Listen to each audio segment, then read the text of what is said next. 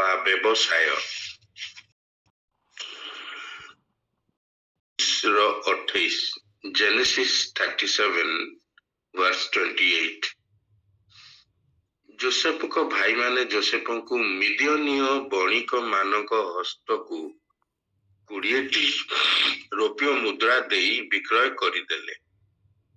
ମିଦିୟନୀୟ ବଣିକ ମାନଙ୍କୁ 20ଟି ରୌପ୍ୟ ମୁଦ୍ରା ଆଜିର ଏକ୍ସଚେଞ୍ଜରେ ତାର ଦାମ ହଉଛି 572 ଟଙ୍କା 31 ପଇସା। ଏଟା ହଉଛି ଗୋଟେ ଯୁବା ଲୋକ ପାଇଁ, କିନ୍ତୁ ଗୋଟେ ସମ୍ପୂର୍ଣ୍ଣ ମନୁଷ୍ୟ ପାଇଁ ତାର ଏକ୍ସଚେଞ୍ଜ ରେଟ୍ ହଉଛି ମୂଲ୍ୟ ହଉଛି 30ଟି ରୌପ୍ୟ ମୁଦ୍ରା। ତେବେ ଯୋସେଫଙ୍କର ସମୟରେ ଗୋଟେ ମନୁଷ୍ୟର ମୂଲ୍ୟାଙ୍କନ ହେଇଯାଇଛି। ତ ଯୋସେଫଙ୍କର ଭାଇମାନେ ତାଙ୍କୁ 20ଟି ରୌପ୍ୟ ମୁଦ୍ରା ଦେଇ ବିକ୍ରୟ କରିଦେଲେ ମିଦିୟନୀୟ ମାନଙ୍କ ହସ୍ତରେ। ଏହି ମିଦିୟନୀୟ ବଣିକ ମାନେ ଯୋସେଫଙ୍କୁ ମିଶର ଦେଶରେ ପୋଟିଫର ନାମକ ଫାରୋର ଯିଏ ସେନାପତି ଥିଲେ, ତାଙ୍କର ଗାର୍ଡ ମାନଙ୍କର ସେନାପତି, ସୁରକ୍ଷା ସେନାପତି, ସେମାନେ ତାଙ୍କୁ ବିକିଦେଲେ। ଫଳରେ ଯୋସେଫ ତାଙ୍କ ଘରେ ଏକ କ୍ରୀତଦାସ ହେଇ କାର୍ଯ୍ୟ କଲେ। ତାପରେ ଆମେ ସମସ୍ତେ ଜାଣିଛୁ ସେ କିପରି ବନ୍ଦୀ ହେଲେ, ଫାରୋଙ୍କ କାରାଗାରରେ ରହିଲେ। ତାପରେ ପ୍ରଭୁ ତାଙ୍କର ସମୟକୁ ନିରୂପଣ କଲେ ଏପରି ଯେ ସେ ଦିନେ ମିଶରର ସବୁଠାରୁ ଶକ୍ତିଶାଳୀ ଶାସନକର୍ତ୍ତା ବା ରଜାଙ୍କ ତଳେ ଯଦି କିଏ ଅଛି ସିଏ ହଉଛନ୍ତି ଯୋସେଫ। ତ এই ବଣିକ ମାନେ କଣ ସାହାଯ୍ୟ କଲେ? ଈଶ୍ୱର ସଦାପ୍ରଭୁ এই ବଣିକ ମାନଙ୍କୁ ବ୍ୟବହାର କଲେ, ଯେପରି ତାଙ୍କର ଯୋଉ ମନ ମୁତାବକ ଗୋଷ୍ଠୀ ଇସ୍ରାଏଲ ଗୋଷ୍ଠୀ ସେ ଯେପରି ମରୁଡ଼ି ସମୟରେ ରକ୍ଷା ପାଇବ, ଖାଦ୍ୟ ପାଇବ ଏବଂ ବଞ୍ଚିଯିବ। ଇସାକଙ୍କ 12ଟି ସନ୍ତାନ ତାଙ୍କ ପରିବାର ସେମାନେ ବଞ୍ଚିବେ। ସେଥିପାଇଁ ଈଶ୍ୱର ଏପରି ମିଦିୟନୀୟ ମାନଙ୍କୁ ବ୍ୟବହାର କଲେ ତାଙ୍କର ଇଚ୍ଛା ସାଧନ କରିବା ପାଇଁ, ତାଙ୍କର ଯୋଜନା ସାଧନ କରିବା ପାଇଁ। ତେଣୁକରି ଯୋଉ ବଣିକ ମାନେ ଅଛନ୍ତି, ଆମମାନେ ସେଇ ବିଷୟରେ ଆଜି ଚିନ୍ତା କରିବା।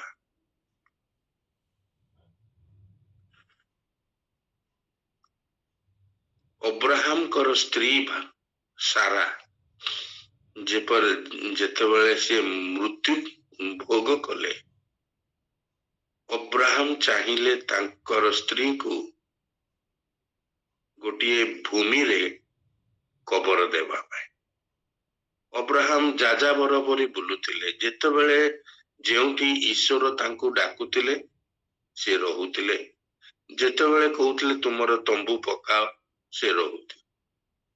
ତେଣୁକରି ତାଙ୍କର କିଛି ସ୍ଥାନ ହିଁ ନଥିଲା, ଗୋଟିଏ ପ୍ଲେସ ଯାହାକୁ ସେ ନିଜର କହିପାରିବେ। ଯେପରି ଆପଣ ଆଉ ମୁଁ, ଆମେ କହୁଛୁ ମୁଁ ମୋ ଘରେ ଅଛି। ଅବ୍ରାହମଙ୍କର ସେ ପ୍ରକାର ଗୋଟେ ସ୍ଥାନ ନଥିଲା। କିନ୍ତୁ ବୟସ କ୍ରମେ ତାଙ୍କ ସ୍ତ୍ରୀ ମୃତ୍ୟୁଭୋଗ କଲେ ଏବଂ ତାଙ୍କୁ କବର ଦେବା ପାଇଁ ତାଙ୍କୁ ସେ ଗୋଟେ ଭୂମି ଇଚ୍ଛା କଲେ। ଲେଖାଯାଏ ଆଦି ପୁସ୍ତକ 23:7-20 ଭିତରେ ସେ ବୃତ୍ତାନ୍ତଟା ଲେଖା ଯାଇଛି। ଆଦି Genesis 23:7-20। ଆଉ ସେଟା କୋଇ ପ୍ରକାର ଜାଗା ସେ ଚାହିଁଲେ ଗୋଟେ ଗୁମ୍ଫା ଥିବ। ଅବ୍ରାହମଙ୍କ ଇଚ୍ଛା କଣ? ସିଏ ଏକ ନିର୍ଦ୍ଦିଷ୍ଟ ସ୍ଥାନ ଚାହିଁଲେ। ମକପେଲାର ତାଙ୍କ କ୍ଷେତ୍ର ସ୍ଥାନରେ ଥିବା ଗୁମ୍ଫାଟିକୁ ଇଚ୍ଛା କଲେ। ଏଠି ଓଡିଆରେ ଲେଖା ହେଇଛି ଗୁହା, ଇଂଲିଶରେ ଲେଖା ହେଇଛି କେଭ୍।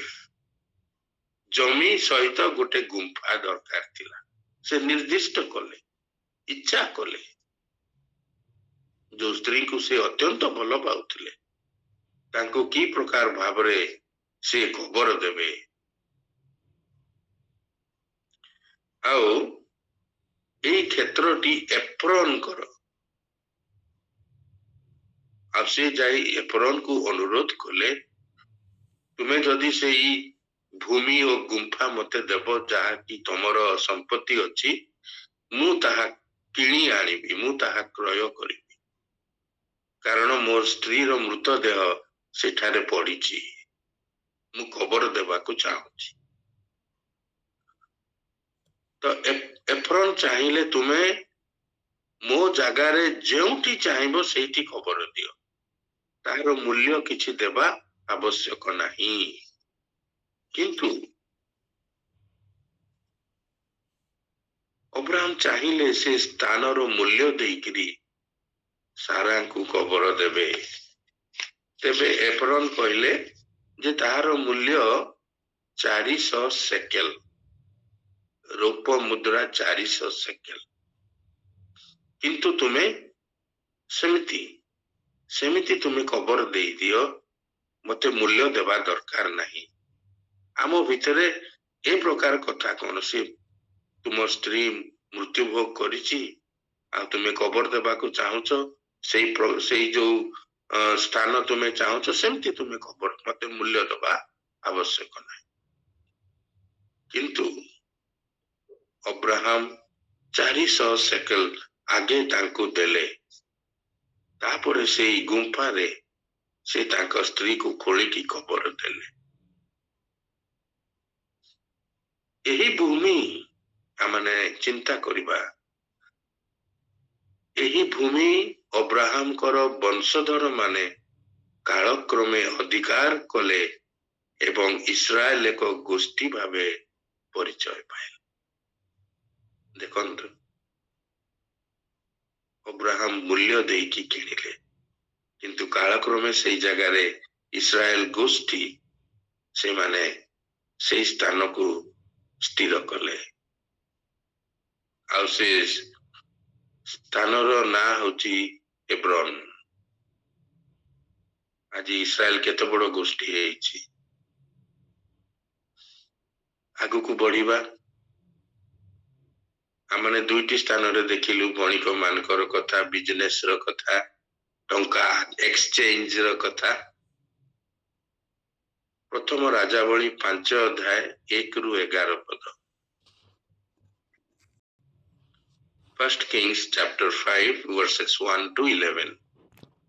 ରାଜା ସୋଲୋମନ ମନ୍ଦିର ନିର୍ମାଣ କରିବାକୁ ଚାହିଁଲେ। ପ୍ରଭୁଙ୍କ ଉଦ୍ଦେଶ୍ୟରେ ଏକ ମନ୍ଦିର ନିର୍ମାଣ କରିବାକୁ ଚାହିଁଲେ, ଯାହାକି ଦାଉଦ ତାଙ୍କର ପିତାଙ୍କ ହୃଦୟରେ ଏବଂ ମନରେ ଇଚ୍ଛା ଥିଲା। ସେଥିପାଇଁ ସେ ରାଜା ହିରମ ଠାରୁ ଏରସ ଓ ଦେବଦାରୁ କାଷ୍ଠ ଆଣିଲେ। ରାଜା ହିରାମକୁ କହିଲେ, ଆମକୁ ଏରସ ଓ ଦେବଦାରୁ କାଷ୍ଠ ଦିଅ, ତା ବଦଳରେ ମୁଁ ଆପଣଙ୍କୁ 20,000 ମହଣ ଗହମ ଓ 20 ମହଣ ପେସା ତୈଳ, ଅଲିଭ ଅଏଲ ମୁଁ ଦେବି। ତୁମେ ମତେ ଏରସ କାଷ୍ଠ ଆଉ ଦେବଦାରୁ କାଷ୍ଠ ଦିଅ। ମୁଁ ଈଶ୍ୱରଙ୍କ ପାଇଁ ଗୋଟେ ମନ୍ଦିର ନିର୍ମାଣ କରୁଛି। ଏ ମହାନ ଈଶ୍ୱର ଯେ ସବୁ କିଛି ସୃଷ୍ଟି କରିଛନ୍ତି, ତାଙ୍କ ପାଇଁ ମୁଁ ଏକ ମନ୍ଦିର ନିର୍ମାଣ କରିବାକୁ ଇଚ୍ଛା କରୁଛି। ରାଜା ହିରାମ ସଙ୍ଗେ ସଙ୍ଗେ ରାଜି ହେଲେ। କାହିଁକି? ରାଜା ହିରାମଙ୍କ ବାପା ଯେତେବେଳେ ରାଜତି କରୁଥିଲେ, ସେ ଭାରି କ୍ରୂର ଲୋକ ଥିଲେ। ରାଜା ଦାଉଦ ସେଇ ରାଜାକୁ ହତ୍ୟା କରି ତାଙ୍କର ପୁତ୍ର ହିରାମକୁ ରାଜା କଲେ, ଯିଏକି ଅତି ଭଲ ଲୋକ। ତ ସେଇ ଯୋଉ ସନ୍ଧି ଥିଲା ବା ସେଇ ଯୋଉ ଉପକାର ଥିଲା, ସଦାବେଳେ ହିରାମ ତାଙ୍କ ମନରେ ଚାହୁଁଥିଲେ, ଏଇ ଯୋଉ ଉପକାର ମତେ ରାଜା ଦାଉଦ କଲେ, ତାହା କେମିତି ଫେରେଇବି। ତ ଯେତେବେଳେ ସଲୋମନ ରାଜା ତାଙ୍କୁ ଅନୁରୋଧ କଲେ, ସଙ୍ଗେ ସଙ୍ଗେ ରାଜି ହେଇଗଲେ। ଆଉ କଣ ହେଲା, ଏରସ କାଷ୍ଟ ଦେବରାଦର କାଷ୍ଟ ସମୁଦ୍ର ଦ୍ଵାରା ଭସେଇକିରି ଲେବାନନରେ ଏରସ କାଷ୍ଟ ହୁଏ। ଆପଣ ଯଦି ସେଇ ମ୍ୟାପ ଦେଖିବେ, ଲେବାନନରୁ ତଳକୁ ଖସିକି ଜୋପା ପର୍ଯ୍ୟନ୍ତ ସେଟା ଭାସି ଭାସିକି ଆଣି ଦିଆଗଲା। ଏ ହିରାମ ବା ଟାୟର ଆଉ ସିଦୋନ ଏମାନେ ବଣିକ ମାନେ, ଏମାନେ ଭଲ ମାନେ ସେଲର କୁ କଣ କହିବା, ସେମାନେ ସମୁଦ୍ର ଯାତ୍ରା ଭଲ ଜାଣନ୍ତି। ତ ସମୁଦ୍ରରେ ତଟ ମାନେ ଇଏ ସେଇ ପଡେ ନାବିକ ଥ୍ୟାଙ୍କ ୟୁ ଭାଇ। ସେମାନେ ସେଇ କାଷ୍ଠକୁ ଆଣି ଜୋପାରେ ଲଗେଇଲେ। ଜୋପାରୁ ଜେରୁସାଲମ ଅତି କମ ବାଟ। ସେଇଠୁ ସେ କାଠ ଗାଡିରେ ସେଟା ଜେରୁସାଲମକୁ ଗଲା ଏବଂ ମନ୍ଦିର ନିର୍ମାଣ ହେଲା। ଲେଖାଯାଏ ବର୍ଷକୁ ବର୍ଷ ସଲୋମନ ଗହମ ଆଉ ତୈଳ ଦଉଥାନ୍ତି। ଯେତେ ଦିନ এই ମନ୍ଦିର ନିର୍ମାଣ ହେଲା ସେତେ ଦିନ ସେଥିରେ କୌଣସି ତ୍ରୁଟି ନଥିଲା। ସେମାନଙ୍କର ଯୋଉ ବିଜନେସ କଣ କହିବା ସନ୍ଧି ଯୋଉ ପ୍ୟାକ୍ଟ ଥିଲା ତାହା ଚାଲିଲା ଆଉ ମନ୍ଦିର ନିର୍ମାଣ ହେଲା। ଦେଖନ୍ତୁ କି ପ୍ରକାର ଭାବରେ ବାଣିଜ୍ୟ ଭାବରେ ପ୍ରଭୁଙ୍କର ଗୃହ ନିର୍ମାଣ ହଉଛି। କାହିଁକି ଏରସ କାଷ୍ଟ, କାହିଁକି ଦେବଦାରୁ କାଷ୍ଟ? ଏରସ କାଷ୍ଟର ଗୋଟେ ଗୁଣ ଅଛି, ତାହା ମଜବୁତ, ଲଙ୍ଗ ଲାଷ୍ଟିଂ, ମଜବୁତ କାଠ। ଆଉ ତାର ଗୋଟେ ବାସନା ଅଛି। ଆଉ ସେଇ ବାସନାରେ କଣ ହୁଏ, କୀଟ ପତଙ୍ଗ ଗୁଡିକ ବାହାରକୁ ଚାଲିଯାନ୍ତି। କୌଣସି କୀଟ ଆସିକି ବସି ପାରିବ ନାହିଁ, କାରଣ ତାର ବାସନା ଏମିତି ଅଛି। ଫଳରେ କଣ ହୁଏ, ମନ୍ଦିରର ପବିତ୍ରତା ରକ୍ଷା କରେ। କୌଣସି କାଠ ନଷ୍ଟ ହେବ ନାହିଁ, କ୍ଷୟ ପାଇବ ନାହିଁ।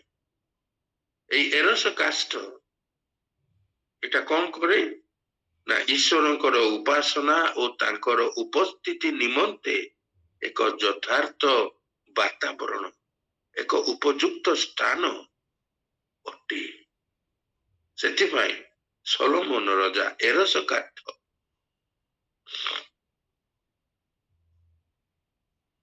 ଆଣିଲେ ଆଉ ମନ୍ଦିର ନିର୍ମାଣ କଲେ। ସେଇ ସ୍ଥାନରେ ଆଜି ବି ମନ୍ଦିର ଅଛି, ଅବଶ୍ୟ କାଠରେ ନାହିଁ।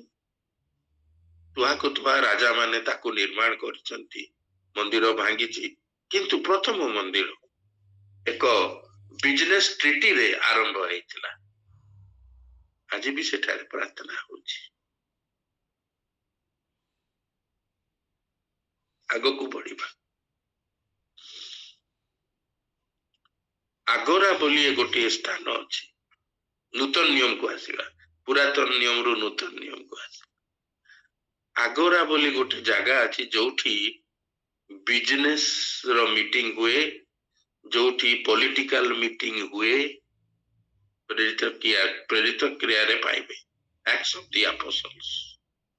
ସେ ଜାଗାଟା ଗୋଟେ ବଡ ଜାଗା ହଲ ପରିକା, ଯୋଉଠାରେ ବିଜନେସ ମିଟିଂ ହୁଏ, ଆଦାନ ପ୍ରଦାନ ହୁଏ, ଚୁକ୍ତି ହୁଏ, ଟ୍ରିଟି ହୁଏ, ପଲିଟିକାଲ ମିଟିଂ ହୁଏ। ସେଇ ଜାଗାରେ ସକ୍ରେଟିସ୍ ମଧ୍ୟ ତାଙ୍କର ଭାଷଣ ଦେଉଥିଲେ। ଆଗରୁ କହିବାକୁ ଗଲେ ସକ୍ରେଟିସ୍ ଯୋଉଠି ସେ ତାଙ୍କର ବହି ବସିକିରି ବାକ୍ୟ ଦଉଥିଲେ, ସେଇ ଜାଗାଟାକୁ ହିଁ ପରବର୍ତ୍ତୀ ସମୟରେ ଆଗୋରା ଭାବରେ ତାକୁ ତିଆରି କରାଗଲା। ଆଉ ସେଇ ଜାଗାରେ ସଦାବେଳେ ପଲିଟିକାଲ ମିଟିଂ ହୁଏ, ବିଜନେସ ମିଟିଂ ହୁଏ ଏବଂ କେତେବେଳେ ଯୋଉ ତାଙ୍କର ପର୍ବପର୍ବାଣୀରେ ଲୋକମାନଙ୍କର ସମାଗମ। ସାଧୁ ପାଉଲ ସେଇ ସ୍ଥାନକୁ ବାଛିଲେ। ସେଇଟାରେ ଶ୍ରୀ ପ୍ରଭୁ ଯୀଶୁଙ୍କର ସୁସମାଚାର ପ୍ରଚାର କଲେ। ଫଳରେ बिजनेस कम्युनिटी बौद्धिक कम्युनिटी पॉलिटिकल कम्युनिटी लोक माने प्रभु जीशु को ग्रहण कर केते बढ़िया कथा बिजनेस स्थान रे सदा प्रभुंकर वाक्य प्रचार है लोक माने अनंत जीवन पाइले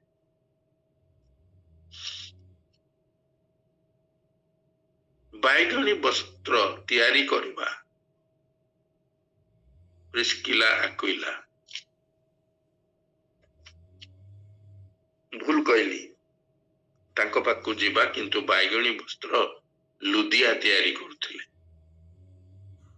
से बिजनेस कम्युनिटी बैगणी वस्त्र तैयारी करकी राजा मानकु दौथिले कम कथा नुहे आपण आजिकाली कला मंदिर को जाउछंती किंबा मॉल को जाउछंती किंतु लुदिया रो ट्रेड बा बिजनेस इंटरनेशनल राजा मानक पाखरे से बैगणी वस्त्र पठौथिले एवं तार मूल्य नौथिले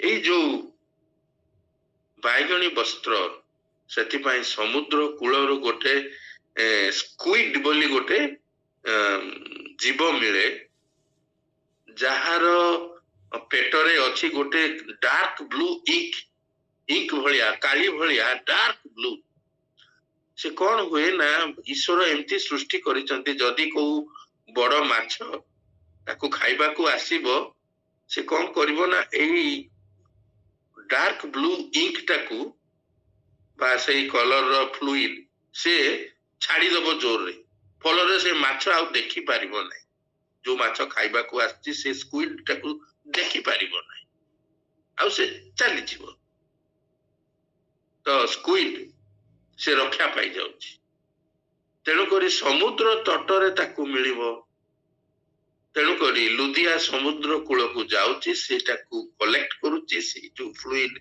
बाहर करिकी से आनिबो एवं बैगण वस्त्र आपण देखुचंती बैगण जो कलर पर्पल सेही प्रकार फ्लूइड से स्क्विड भितरे अछि ताकू आनिकी सी रंग करिकी एक्सपोर्ट करूछि इंटरनेशनल राजा मान को पाक सेठारे साधु पाउलो बोले प्रार्थना करबा आजिकाली आमर भाई माने प्रेयर वाक करूछंती किंतु साधु पाउलो तांकर संगी संगे समुद्र कूल को गले पवित्र आत्मा चालना रे एमिति प्रेयर वाक करबा को माने एमिति बुलिबा को जाउ नथिले आ सेठारे से लुदिया सहित साक्षात हेले एवं लुदिया प्रभु को जानिले खाली सेतिकी नुहे लुदिया जानिबा परे तांकर कम्युनिटी रो अन्य माने मध्य लुदिया प्रकाश कले प्रचार कले बैगणी वस्त्र देले आ प्रभुंकर विषय को से प्रचार कले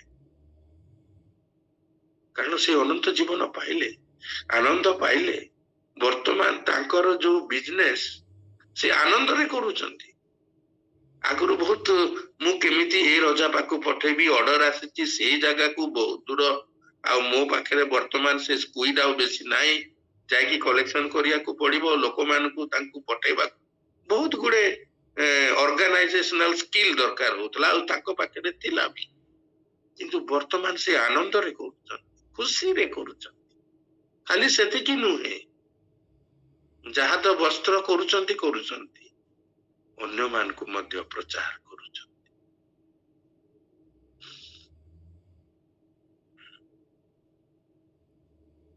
तेणु करी ये गोटे स्किल थिला जो द्वारा की बणिक भाव रे लुदिया प्रभु को प्रचार कले तंबू निर्माणकारी माने अछंती प्रिस्किला आक्विला आउ हमर साधु पाउलो मध्य से जातिर से स्किल तांको पाखरे अछि आ से माने से तंबू निर्माण कला भितरे पाउलो आसी सेमानक पाखरे रहिले सुसमाचार प्रचार कले एवं प्रिस्किला बेसी प्रभु को धरिले एपरी जे ସେ ଚାହିଁଲେ ଚାରିଆଡେ ପ୍ରଚାର କରିବା ପାଇଁ।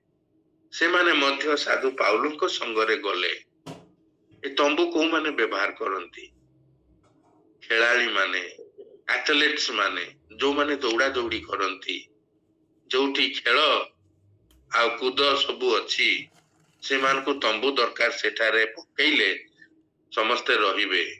କମ୍ପିଟିଟର ମାନେ ସେମାନେ ଆସି ରହିବେ ଏବଂ ତାଙ୍କର ରେସ୍ ହବ, ଆଉ ସବୁ ପ୍ରକାର ସ୍ପୋର୍ଟସ ହବ। ଦେଖନ୍ତୁ, ସେଇମାନଙ୍କୁ ଈଶ୍ୱର ଚାହିଁଲେ। ସାଧୁ ପାଉଲ ତାଙ୍କ ସହିତ ମିଶି ପ୍ରଚାର ଆରମ୍ଭ କଲେ। ଆଉ ଆକ୍ୱିଲା ଅଲଗା ଦେଶ ମାନଙ୍କୁ ଗଲେ, କିନ୍ତୁ ଯେତେବେଳେ ତାଳନା ଆସିଲା, ସେମାନଙ୍କୁ ସେଇ ଜାଗା ଛାଡି ଅଲଗା ଜାଗାକୁ ଯିବାକୁ ପଡିଲା। ହେଲେ ବି ତାଙ୍କ ବୃତ୍ତି ତାଙ୍କ ପାଖରେ ଥିଲା। ଅଲଗା ଜାଗାକୁ ଯାଇ ସେମାନେ ପ୍ରଭୁଙ୍କ ବିଷୟ ପ୍ରଚାର କଲେ। ତାଙ୍କ ଗୃହରେ ମଣ୍ଡଳୀ ତ ସ୍ଥାପନ ହେଲା, ଲୁଦିଆଙ୍କ ଗୃହରେ ମଣ୍ଡଳୀ ସ୍ଥାପନ ହେଲା, କିନ୍ତୁ ତାଳନା ଆସିବାରୁ ସେ ସବୁ ଅଲଗା ଅଲଗା ହେଇଗଲେ। ତେଣୁକରି ବଣିକ ଭାବରେ ଈଶ୍ୱର ତାଙ୍କର କାର୍ଯ୍ୟ କରିଥାନ୍ତି। ପ୍ରଭୁ ଯୀଶୁଙ୍କର ପିତା ଯୋସେଫ, ସିଏ ଜଣେ କଣ କହିବା, ଏଣ୍ଟରପ୍ରେନର। ଆଜିର ଭାଷାରେ ଏଣ୍ଟରପ୍ରେନର ମାନେ ସେମାନେ ଗୋଟେ ଜାଗାରେ ସ୍ଥଗିତ ହେଇକି ରୁହନ୍ତି ନାହିଁ, ଅଲଗା ଅଲଗା ଜାଗା ମାନଙ୍କୁ ଯାଆନ୍ତି, ସେଠାରେ ଯାହା ଅର୍ଡର ଅଛି ତିଆରି କରନ୍ତି। ଯୋସେଫ ପ୍ରାୟ ଯାଉଥିଲେ ବାହାରକୁ ତାଙ୍କର ଲୋକମାନଙ୍କୁ ନେଇକିରି। ଏବଂ ଦିନ ଥିଲା ସେହି ସମୟରେ ଯୋସେଫ ଯେତେବେଳେ ଚାଲିଗଲେ, ପ୍ରଭୁ ଯୀଶୁ ତାଙ୍କ ଭାଇମାନଙ୍କ ସହିତ ମଧ୍ୟ ସେମାନେ ଏଇ କାର୍ଯ୍ୟ କଲେ। ଯେତେବେଳେ ଦୂତ କହିଲେ ଯୋସେଫଙ୍କୁ, ତୁମେ ମିଶର ଦେଶକୁ ଯାଅ, କାରଣ ଏ ରାଜା ମାରିଦବ ପ୍ରଭୁ ଯୀଶୁ, ଯୋସେଫ ଆନନ୍ଦରେ ଚାଲିଗଲେ। କାରଣ ସେ ଭ୍ରାମ୍ୟମାଣ ବ୍ୟକ୍ତି, ସେ ଯାଉଥିଲେ, ତାଙ୍କର ପେଶାକୁ ସିଏ ବ୍ୟବହାର କରୁଥିଲେ ବିଭିନ୍ନ ଜାଗାକୁ ଯାଇକି। ସେଥିପାଇଁ ଯୋସେଫଙ୍କ ଅନ୍ତରରେ ଟିକେ ବି ଅସୁବିଧା ନଥିଲା। ହେଇପାରେ ମରିୟମ ଯିଏକି ମାନେ ପ୍ରସବ ବେଦନାରେ ଥିଲେ, ତାଙ୍କ ପାଇଁ ଅସୁବିଧା ହେଇଥିବ, ହେଲେ ବି ଯୋସେଫ ଯାଉଥିଲେ। ଆଉ ଲେଖାଯାଏ, ସେ ସେଠାରେ ଯେତେବେଳେ ଦୂତ ପୁଣି କହିଲେ ତୁମେ ଫେରି ଯାଅ, ଯୋସେଫ ପୁଣି ଫେରି ଆସି ବେଥଲିହେମକୁ ଆସିଲେ, ନାଜରେଥକୁ ଆସିଲେ। ବେଥଲିହେମରୁ ଗଲେ ନାଜରେଥକୁ ଫେରିଲେ। ତ ପ୍ରଭୁ ଯୀଶୁ ମଧ୍ୟ ଗୋଟେ ବୃତ୍ତିରେ ଅଛନ୍ତି, ବିଜନେସରେ ଅଛନ୍ତି। ବାପାଙ୍କ ମୃତ୍ୟୁ ପରେ ସେ ସେଇ ବିଜନେସ କଲେ। ତା ଦ୍ୱାରା ତାଙ୍କର ସାନ ଭାଇ ଭଉଣୀ ମାନଙ୍କୁ ସେ ପ୍ରତିପାଳନ କଲେ। 30 ବର୍ଷ ପର୍ଯ୍ୟନ୍ତ ପ୍ରଭୁ ଯୀଶୁ ଟ୍ରେଡ୍ କରୁଥିଲେ, ବିଜନେସ କରୁଥିଲେ।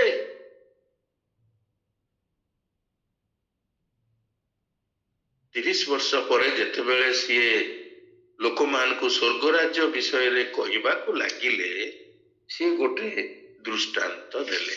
କଣ ଦୃଷ୍ଟାନ୍ତଟା କଣ? ମାଥ୍ୟୁ 25:14-30।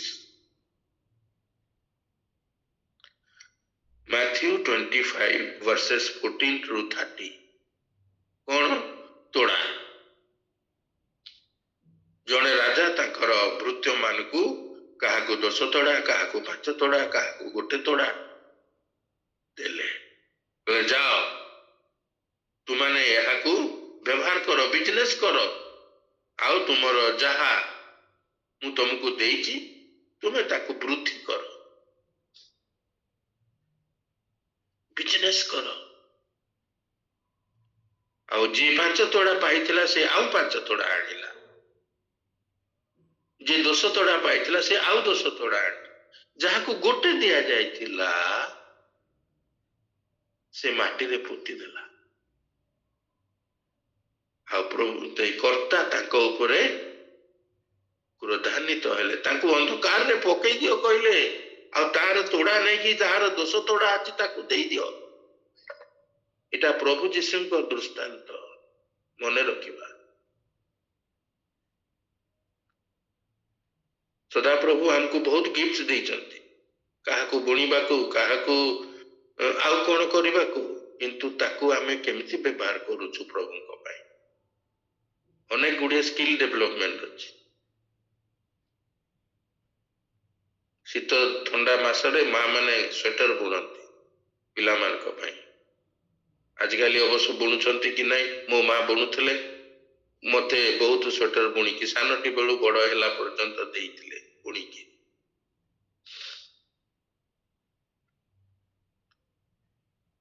ଆମର ଯୋଉ ସ୍କିଲ୍ ଅଛି ତାକୁ ଆମେ କେମିତି ବ୍ୟବହାର କରୁଛୁ।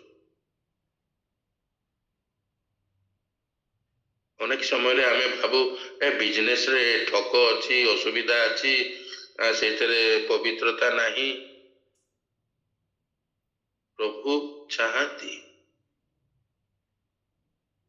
ଆମେ ବାଣିଜ୍ୟ କରୁ, ବାଣିଜ୍ୟରେ ପ୍ରଭୁ ଯୀଶୁଙ୍କର ପ୍ରଚାର କରୁ। ଆମେ କେବେ ହେଲେ ଯୋଉ ଜାଗାରେ ଲୁଗା କିଣୁ ବା ଖାଦ୍ୟ ବିଷୟ କିଣୁ, କେବେ ହେଲେ କାହାକୁ ପ୍ରଭୁଙ୍କ ବିଷୟ କହିଛୁ କି ଟ୍ରାକ୍ ଦେଇଛୁ କି? ଏଇ ଯୋଉ ବଣିକ ଭାବରେ କାହିଁକି ଈଶ୍ୱର ଚାହାନ୍ତି ନା ଯେପରି ତାଙ୍କର ବାକ୍ୟ ଚାରିଆଡେ ପ୍ରଚାରିତ। ତେଣୁକରି ଆମେ ଚିନ୍ତା କରିବା, ମୁଁ ଆଜି କୋଉ ସ୍ତରରେ ଅଛି। ମୁଁ ଯଦି କଲେଜରେ ପାଠ ପଢଉଛି, ମୁଁ କେତେ ପ୍ରଭୁଙ୍କ ପାଇଁ କାର୍ଯ୍ୟ କରିଛି। ମୁଁ ଯଦି ଶିକ୍ଷୟିତ୍ରୀ ହେଇଛି କୌଣସି ସ୍କୁଲ କିମ୍ବା କୌଣସି ଜୁନିୟର କଲେଜରେ, ତାହେଲେ ମୋର ଜୀବନକୁ ମୁଁ କେମିତି ବ୍ୟବହାର କଲି।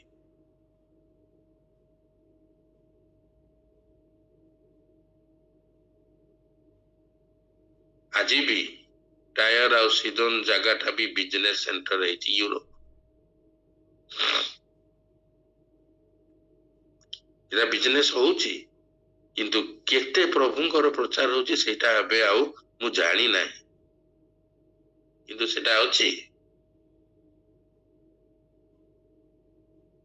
ଗ୍ରୀକ ସଭ୍ୟତା, ଗ୍ରୀକ ମାନେ ମଧ୍ୟ ଭାରି ସାହସୀ। ଆଲେକଜାଣ୍ଡର ଦ ଗ୍ରେଟ ବିଷୟରେ ଆପଣ ଜାଣନ୍ତି।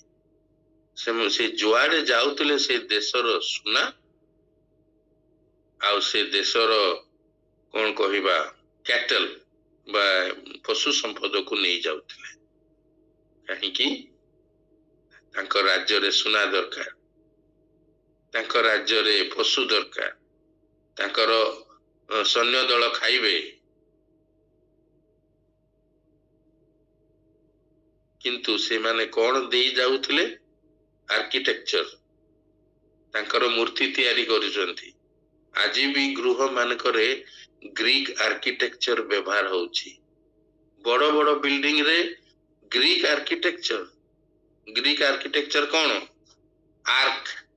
ଆମେ ସମସ୍ତେ ସିଧା ଛାତ, ଇଏ ଛାତ ସବୁ କରୁଛୁ।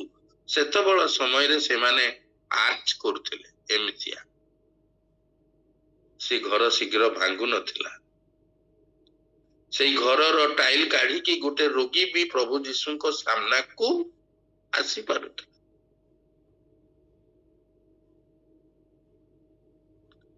ଆଜି ବି ଗ୍ରୀକ ଆର୍କିଟେକ୍ଚର ପ୍ରସିଦ୍ଧ।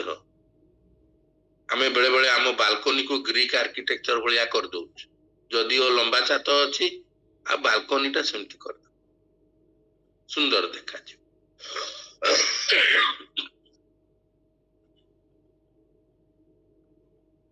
ଗୋଟେ ଗୋଟେ ଫଳକ ଲେଖି ଦଉଛୁ ପ୍ରେଜ ଦ ଲର୍ଡ କରିକି କାନ୍ଥରେ ଟଙ୍ଗେଇ ଦଉଛୁ। କାନ୍ଥ ପଛପଟେ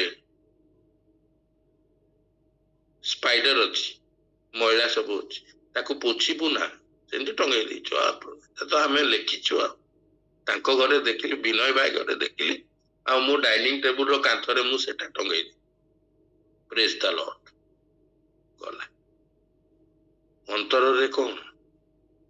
କିନ୍ତୁ ଯୋଉମାନେ ବଣିକ ଥିଲେ ସେମାନେ ପ୍ରକୃତରେ ପ୍ରଭୁ ଯୀଶୁଙ୍କୁ ଜାଣିଲେ ଏବଂ ପ୍ରଭୁ ଯୀଶୁଙ୍କ ପ୍ରଚାର କଲେ ତାଙ୍କ ଜୀବନୀ ଦ୍ୱାରା ତାଙ୍କର କଥା ଦ୍ୱାରା ତାଙ୍କର ଆଦାନ ପ୍ରଦାନରେ ବିଶ୍ୱସ୍ତତା ଦ୍ୱାରା କୌଣସି ଠକ ନଥିଲା ସେଥିରେ। ହିରାମ ରାଜା କାଷ୍ଠ ଦବ, ସଲୋମନ ରାଜା ଗହମ ଆଉ ତୈଳ ଦବ ବର୍ଷକୁ ବର୍ଷ। ସେଇଥିରେ କୌଣସି ଅସୁବିଧା ନାହିଁ କି କୌଣସି କଣ କହିବା ବେଇମାନି ନାହିଁ। ମନ୍ଦିର ନିର୍ମାଣ ହେଇଗଲା।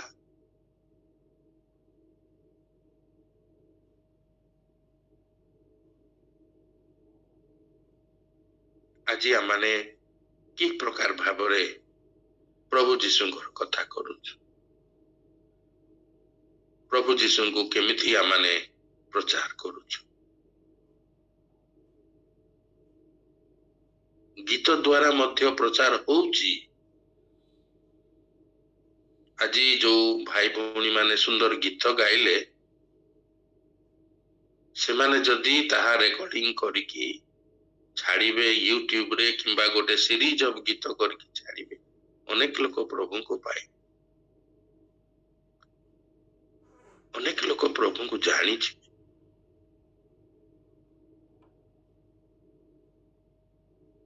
ମୁଁ ଯେତେବେଳେ ବିବାହ ହେଇନଥିଲି, ତାହିରା ହାଇଦର ଆলীଙ୍କର ଗୀତ ଶୁଣି ଶୁଣି ମୋର ଆତ୍ମିକ ଉନ୍ନତି ହେଲା। ସେ ଯୋଉ ଗୀତ ଗୁଡା ଗାଉଥିଲେ, କିଏ ଯିବ କौन जाएगा, ସେ ଗୀତ ଗୁଡା ଶୁଣି ଶୁଣି ମୋର ଆତ୍ମିକ ଉନ୍ନତି ହେଲା। ଆପାତତଃ 20 ବର୍ଷରେ ମୁଁ ସଣ୍ଡେ ସ୍କୁଲ ଟିଚର ହେଲି। ଆଜି ବି ଆପଣ ମାନେ ସଣ୍ଡେ ସ୍କୁଲ ଟିଚର ହେଇଥିବେ। ମତେ କେହି ଶିକ୍ଷା ଦେଇନାହାନ୍ତି, ମୁଁ କୋଉ ସଣ୍ଡେ ସ୍କୁଲରେ ପଢି ନାହିଁ। ତାହିରା ହାଇଦର ଆলীଙ୍କ ଗୀତ ଶୁଣି ଶୁଣି ବାଇବେଲ ପଢି ପଢି ମୁଁ ନିଜକୁ ଶିକ୍ଷିତ କଲି, ଉତ୍ସାହିତ ହେଲି। ଆଜି ଆମମାନେ ନିଜ ଜୀବନକୁ ପରୀକ୍ଷା କରି ଦେଖିବା, ଆମମାନେ କଣ କରିପାରିଛୁ। କହିବାକୁ ଗଲେ ଆମର ମନରେ ହୁଏ ଆମେ କିଛି କରିବା ପାଇଁ, କିନ୍ତୁ ତାହା ନୁହେଁ। ଈଶ୍ୱର ଆପଣଙ୍କୁ ପରିଚାଳିତ କରିବେ। ଦାଉଦଙ୍କ ମନରେ ହେଲା, କିନ୍ତୁ ଈଶ୍ୱର କହିଲେ ତୁମେ କରିପାରିବ ନାହିଁ, ତୁମ ପୁଅ ସଲୋମନ କରିବ।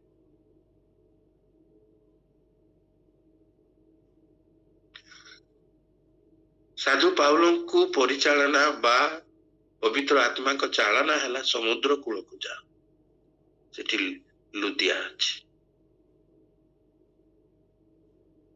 ତେଣୁକରି ଆମେ ପ୍ରାର୍ଥନାରେ ଲାଗି ରହିବା। ପାଉଲ ଓ ଶିଲା କାରାଗାରରେ ମଧ୍ୟ ପ୍ରାର୍ଥନା କରୁଥିଲେ, ଗୀତ ଗାଉଥିଲେ। ସେ ଗୀତରେ ଜେଲର ଯିଏ ରକ୍ଷକ ସିଏ ପରିବର୍ତ୍ତନ ହେଇଯାଉଛି। ଦେଖନ୍ତୁ, ଆଜି ମୁଁ କେମିତି କଣ ପ୍ରଭୁଙ୍କ ସହିତ ଲାଗି ରହିଛି। ସମସ୍ତେ ଆମେ କହୁଛୁ ପ୍ରଭୁ ଯୀଶୁ ଆସିଯିବେ, ପ୍ରଭୁ ଯୀଶୁ ଆସିଯିବେ। ଆସିଲେ ମୋର ତୋଡ଼ାର ହିସାବ ନେବେ।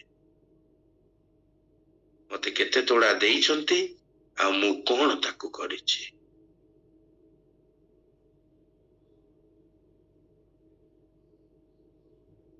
ଆମମାନେ ଚିନ୍ତା କରିବା।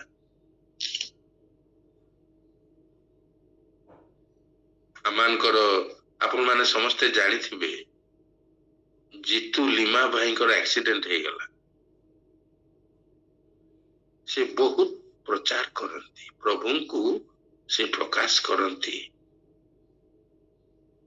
ତାଙ୍କର ବିଶେଷତ୍ୱ ହଉଛି ଯୋଉମାନେ ବିଶ୍ୱାସୀ ନୁହନ୍ତି ତାଙ୍କ ପାଖରେ ପ୍ରଚାର କରେ। ତାଙ୍କ ହାତ ଭାଙ୍ଗିଗଲା ପଲାସାରା ହସ୍ପିଟାଲରେ, ଏବଂ ସେ ତାକୁ ବାନ୍ଧି ଦେଇଛନ୍ତି ଏବଂ ସେ ସୁସ୍ଥ ଅଛନ୍ତି। ସେ ପ୍ରଚାର କରି କରି ସେ ଟାଟାନଗରର ଲୋକ, ସେଠାରେ ସେ ହିନ୍ଦୀରେ ଭଲ ପ୍ରଚାର କରନ୍ତି। ପ୍ରଭୁ ତାଙ୍କୁ ବିଭିନ୍ନ ଜାଗାକୁ ନେଇକି ବ୍ୟବହାର କରୁଛନ୍ତି, ଦୁର୍ଘଟଣା ହେଲେ ବି ରକ୍ଷା କରୁଛନ୍ତି। ପାଉଲଙ୍କର ଜାହାଜ ଭଙ୍ଗା ହେଲେ ବି ତାଙ୍କୁ ରକ୍ଷା କରୁଛନ୍ତି।